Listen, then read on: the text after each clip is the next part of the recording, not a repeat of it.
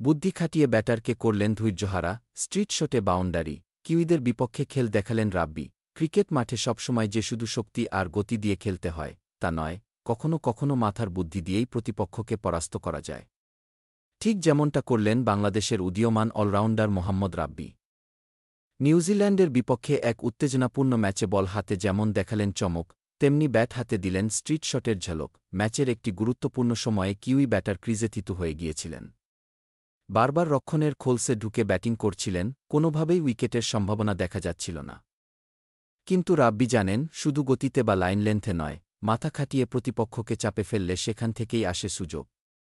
আর সেই সুযোগটাই কাজে লাগিয়ে দারুণ বুদ্ধিমত্তায় বোলিং করে ব্যাটারকে ধৈর্য হারাতে বাধ্য করেন তিনি। এক পর্যায়ে পরিকল্পিতভাবে একটি স্লোয়ার ডেলিভারি দেন রাব্বি, যা দেখে ব্যাটার ভুল বুঝে বড় শটে খেলতে যান, আর সেখানেই তার স্টাম্প উড়ে যায়।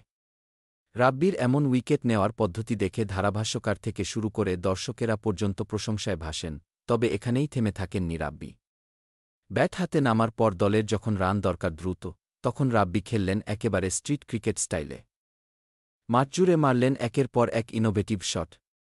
পয়েন্ট অঞ্চলে স্কুপ, মিডন দিয়ে ফ্লিক, আবার সোজা ব্যাটে স্ট্রেট ড্রাইভ, সব মিলিয়ে কিউই বোলারদের ছন্নছাড়া করে দিলেন তিনি। বিশেষ করে একটি স্কুপ শট, যা তিনি অফস্ট্যাম্পের বাইরে থেকে হাঁটুর কাছে নেমে তুলে দিলেন ফাইন লেগে।